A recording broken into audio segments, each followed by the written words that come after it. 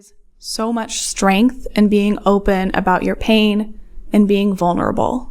Today we're going to be talking about Simone Biles. Hello there and welcome to my channel. My name is Kristen.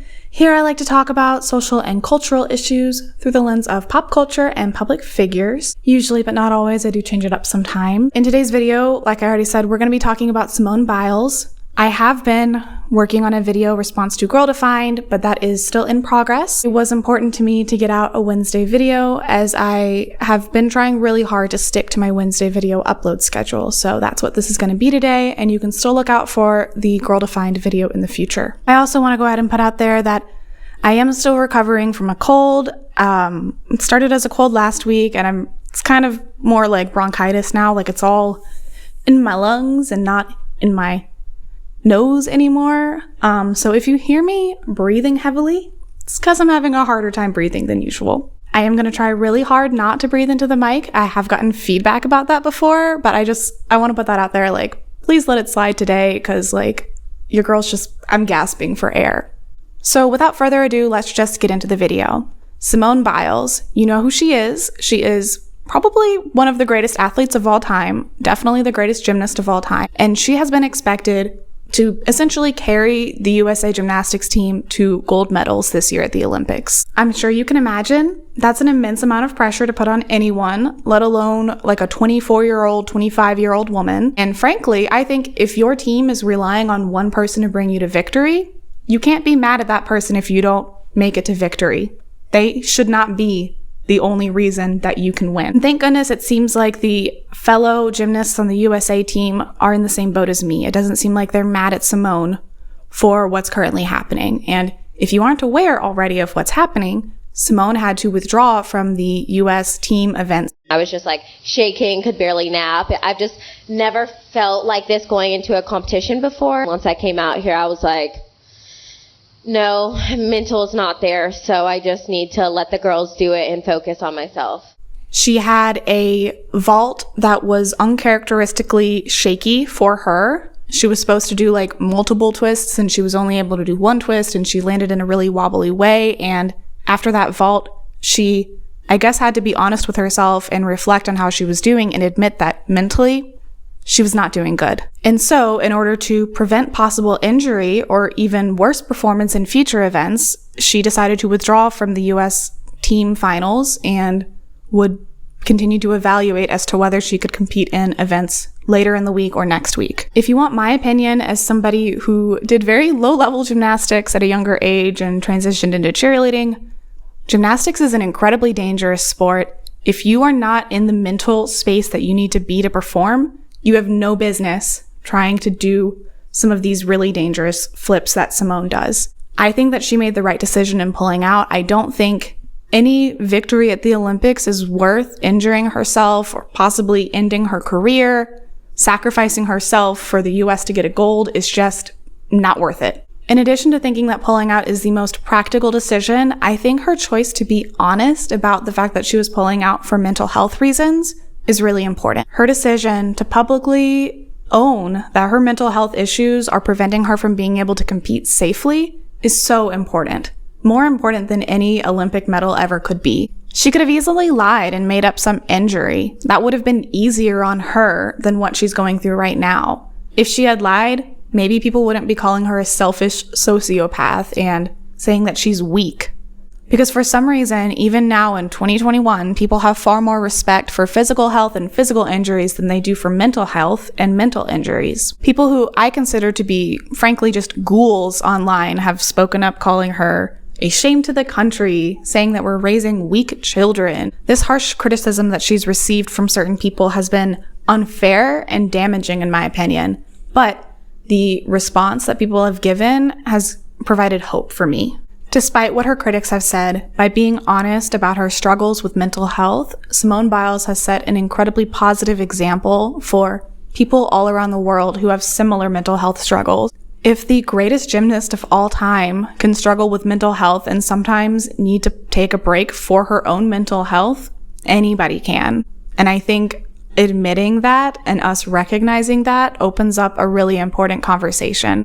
I think there's so much strength in recognizing that you have reached your mental limit and respecting yourself enough to not push yourself past that limit. Not only has Simone set a good example for all of us, but many public commentators have also set a good example by speaking up in support of her against the ghouls who are painting her out like she's just this weak baby who's not having fun and is sad that she didn't do well on her vault. The people who are praising Simone's decision to do what's right for her and her own mental health, speaking up in support of her, are, in my opinion, doing so much good to help counter the negative done by people like Piers Morgan. Their voices of support speak volumes not only to Simone, but to people around the world who are dealing with the aftermath of trauma. And I think it shows that we as a society are less and less valuing stoicism and pushing through it in favor of valuing respecting your own limits and taking care of yourself.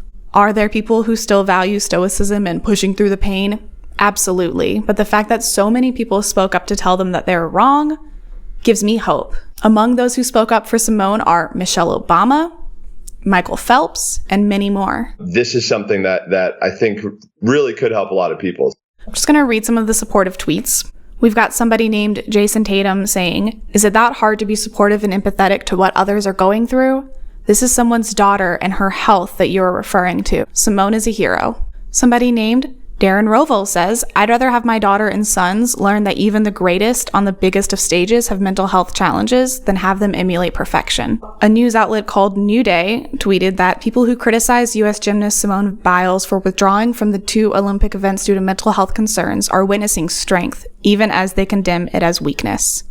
Yamiche Alcindor says, "Going to bed thinking about Simone Biles saying, 'We hope America still loves us.' Goodness. We more than love you. We adore you. We cherish you. We admire you. We feel for you. We are rooting for you. Thank you for taking care of yourself. We all need that example." Michelle Obama says, "Am I good enough? Yes, I am. The mantra I practice daily. Simone Biles, we are proud of you and we are rooting for you." Somebody named Adam Grant says, "Stop attacking Simone Biles for putting her health above a sport. As a diver, seeing her get lost in midair was terrifying. This isn't about toughness. She can push through pain. It's for safety. Being disoriented is dangerous. Gymnasts have been paralyzed by landing head first." And that's just some of what the supportive voices have had to say. There are so many more people speaking out in support of Simone, and I think seeing people speaking out in support of her is so important for everyone else with similar struggles. Now that I've shared, what's going on with her right now in terms of pulling out for her mental health and what people are saying about it, I want to talk a little bit about what she's gone through and why she's having mental health struggles. And so I want to give a content warning. I'm going to be talking about SA and trauma. If that's something that you aren't currently in the headspace to hear about, feel free not to finish this video. I understand. So those of you who don't know, Simone Biles is one of the gymnasts who spoke up about the SA that they faced from the USA gymnastics team doctor. I remember asking one of my friends, "Hey, if I've been touched here, have I been assaulted?"